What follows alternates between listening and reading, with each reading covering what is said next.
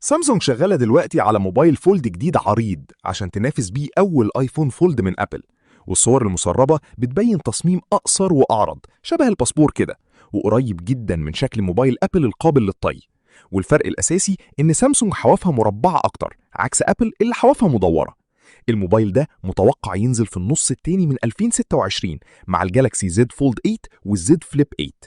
الموديل العريض ده ممكن يجي بشاشة داخلية 7.6 بوصة وشاشة خارجية 5.4 بوصة وبأبعاد عريضة 4:3، ودي نفس أبعاد الآيفون فولد اللي بنسمع عنها. والمفاجأة إن الموديل ده ممكن يرجع دعم قلم الإس بين تاني بعد ما كان اتشال من الزد فولد 7 عشان يخلوا الموبايل رفيع جدا. رجوع القلم ممكن يخلي الموبايل أتخن شوية، بس هيرجع مميزات الإنتاجية القوية.